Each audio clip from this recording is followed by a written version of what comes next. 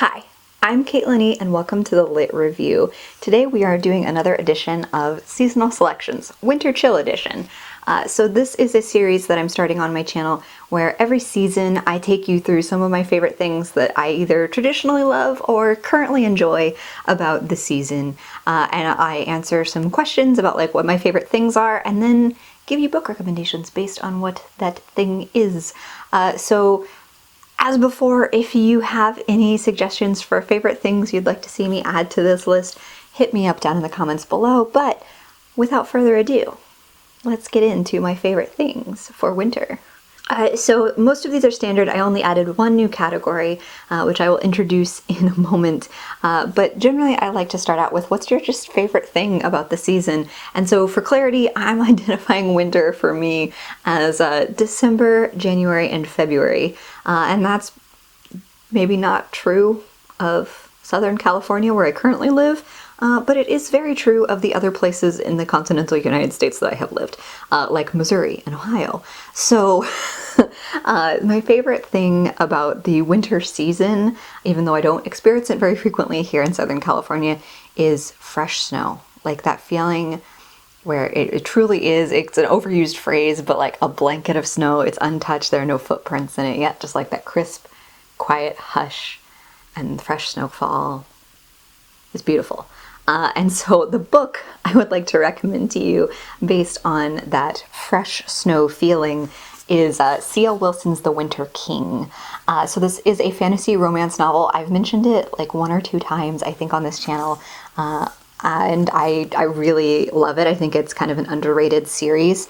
And so far there's just two in the series, hoping for a third someday, please, C.L. Wilson. So the heroines of this series are the princesses of Summerlea, which is this kingdom in which it is always kind of warm and temperate and, well, summer. Our main character here is Kamzin, who is kind of the outcast of the sisters. Like she's the one who's in charge of like storm magic, and is really feisty and is not as like biteable as her sisters are often perceived to be. And then Summerlea is invaded by the northern king, whose name is Winter. And surprisingly, he's in charge of a wintry cold place. And so it's kind of like enemies to lovers. Their courtship is really reluctant and smoldering, and the smudge is really good, but there's also so Kamzin has to move to the northern kingdom, and of course it's very wintry and very icy, and it's a whole different climate change for her. But there's a lot of fresh snow, and it's called The Winter King. This is how I'm justifying it. Please read this, it's lovely. Then my new category, it's kind of, it overlaps a little bit, but I think it's still worth calling out, is what's my favorite seasonal activity? So it's one thing to say like what's your favorite thing, like single thing about the season, but there's always activities that I think are really seasonally associated here, at least in the US. And for me, particularly because, you know, in December I celebrate Christmas with my family, my birthday is in January, and then February has Valentine's Day. So I think of it really as a season of gift giving, or, you know, sometimes gift receiving. But I really love gift giving. It's like one of my favorite things. I made a whole video about gift giving, which I will link for you up above in the cards and down below in the bio in case you are still stuck on your gift process for the pending holiday season, no matter what you celebrate. How I'm going to justify this is the first book in the Golden Compass series. So this is, according to this edition, Northern Lights, but in other publications it would also just be called the Golden Compass. And this is by Philip Pullman. So you can see, again, if you know me in this channel, you know I love me some shiny things. So there's that, but this is the gift edition. And I also have the other two books in the series in the same gift edition style because I was just so enamored with the cover. And so I feel like this is a really good one for gift giving, and it's also a book that I would recommend because I've certainly enjoyed it. Here's the back, just so you can see the beautiful back. But again, also very wintry fitting because one of the side characters that you get to know quite well is a talking warrior polar bear. So this is part of the His Dark Materials series. I misspoke earlier, my apologies. But yeah, you get a lot of like Arctic adventure in here. You get the polar bear. So it felt like a really appropriate thing to do for gift giving since this is the gift edition. And then my favorite holiday during this winter season, I think it's kind of a tie in some ways, but for the sake of choosing one, I will say Christmas. I celebrate Christmas with my family, as I said before, and I really, really love so much about it. Like the family aspects, the food, the, just like the gift giving. It's kind of just like my perfect holiday in one. Recommendation is going to feel very out of left field, in part because it's going to be tricky for those of you who are interested in it to find it, so my apologies in advance for that. But I grew up with this like cloth-bound edition called Believe, Mary Inglebright's Christmas Treasury by Mary Inglebright. And Mary Inglebright is a very stylized illustrator, and so it's got Christmas carols and stories and poems and just her illustrations for all of these things. So it has things like Silent Night and like a version of the Christmas Carol, and so it's just like existing stories that she's illustrated in cloth bound. And we had an edition of this book growing up that I just truly loved and enjoyed, and like we would sing carols out of it, and so it's like a total nostalgia pick. And when I was trying to think of like what book encompassed Christmas to me, that's the one that came to mind. So it is something that you would have to find through like eBay or any sort of used books like Abe Books, Thrift Books, Better World Books, things like that. But it is still, I looked this morning, and it is still reasonably easy to get a hold of. Recommend that as like a very Christmassy reading experience, and it was just something we only pulled out around the holidays, and I would just pore over it because the illustrations were pretty to me, and I loved the classic stories and carols. So that's my recommendation. Unsurprisingly, since I have been mentioning this holiday all over the place, my favorite food are Christmas cookies. And let me explain a little bit. I know that Christmas cookies, or just holiday cookies in general, because there are so many holidays that have like specific cookies, so I'll just, like whatever your holiday is, I hope you also enjoy the sweets and treats that come with it. For me, my family, so I come from a family whose parents were, my parents were divorced from a very young age, and so I would celebrate Christmas Eve with my dad's side of the family and Christmas with my mom's, and it was a fairly harmonious arrangement, but kind of by accident, each of the family units developed like their own Christmas cookie related traditions.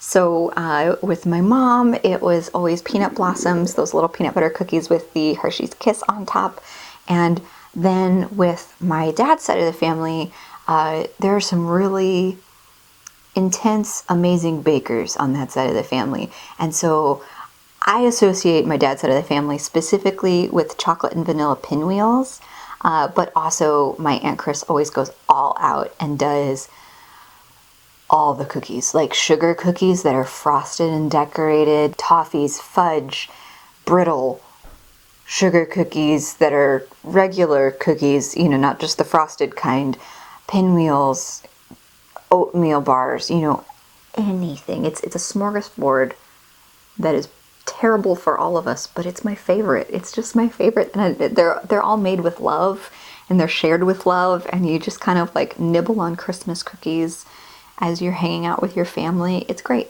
It's great. So I've oversold this, but my favorite thing, my favorite food of the season. And I think this one was pretty easy to put together, but honestly, I think To All the Boys I've Loved Before by Jenny Han, because Lara Jean would get it. Like she put so much care and affection into her baking, and her baking is often family centered, or her baking is centered around showing people care. And you have many scenes, both in this first book, but throughout the series, of her baking, often cookies, but sometimes like waffles or muffins or just other things. And so I feel like Lara Jean gets it, like this is the recommendation that I'd like to make to you for Christmas cookies, as my favorite food for the season. And then my favorite drink. This was difficult. I have a lot of them.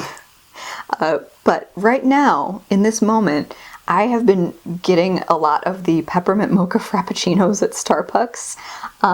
And I say a lot, but like really it's the rare occasions we go to the grocery store, there's a Starbucks. How I'm interpreting a peppermint mocha frappuccino into a book is it's sweet, it's fresh and refreshing, it's with a little bit of depth, and it's just kind of energizing and light. So when I was thinking of all of these things, the really obvious standout for me is Check Please by Ngozi Ukazu.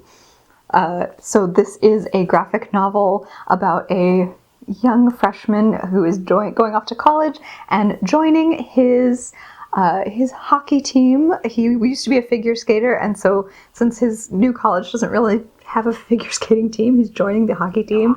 And he is also a vlogger who loves to bake.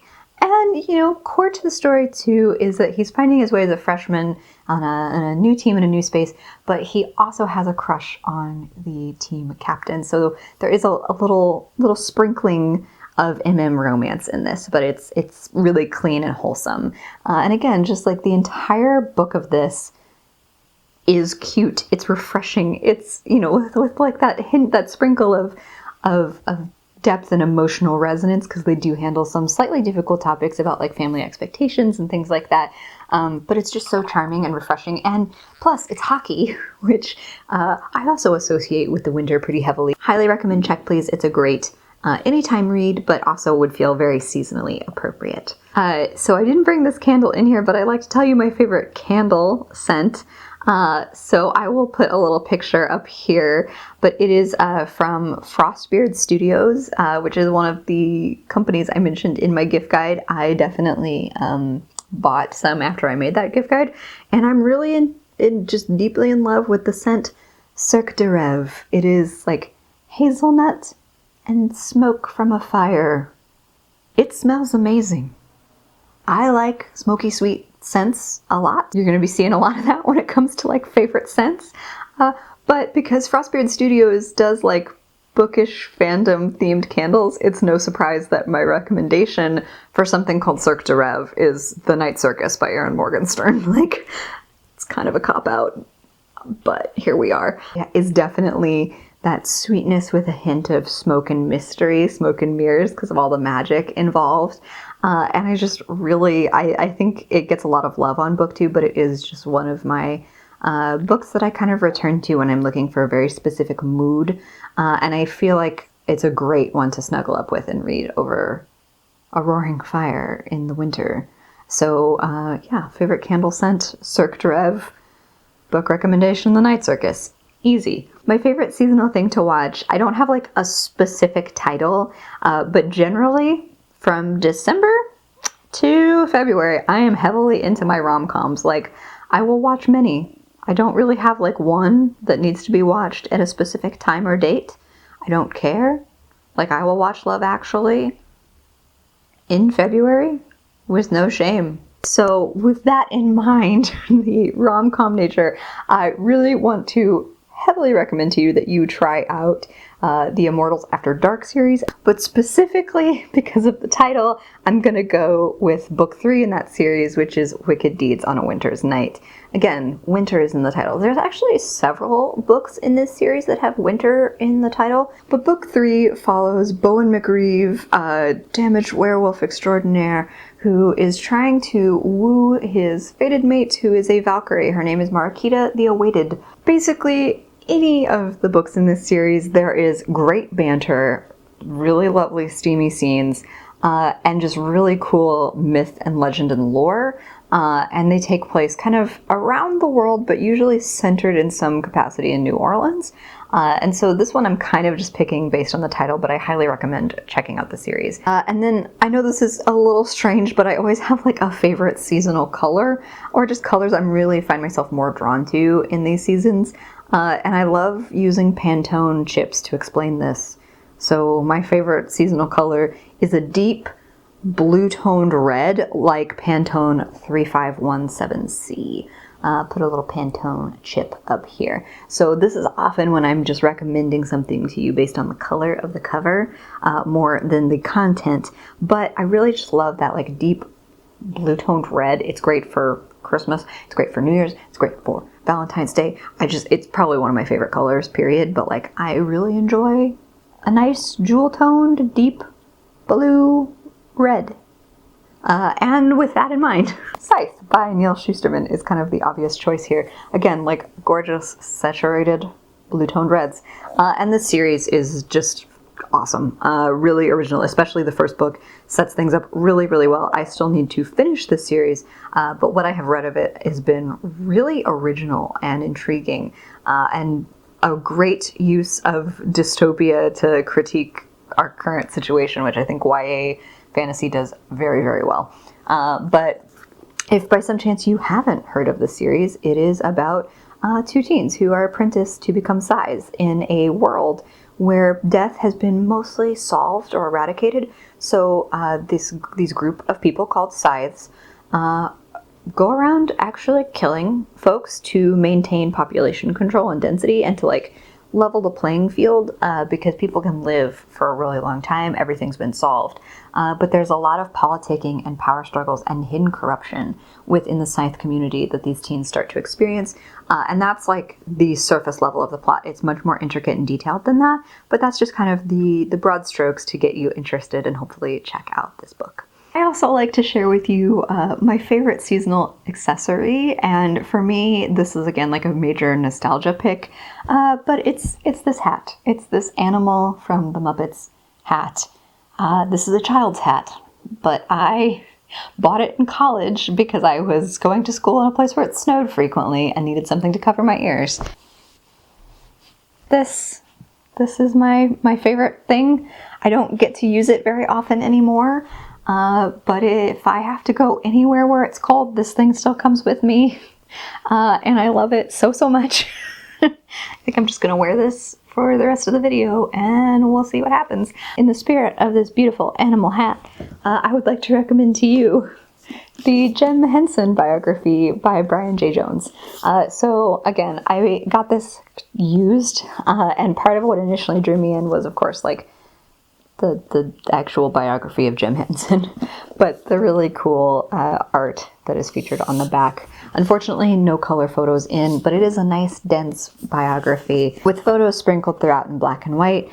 But for me, I'm such a Henson fan. Again, like this is such a nostalgic thing for me.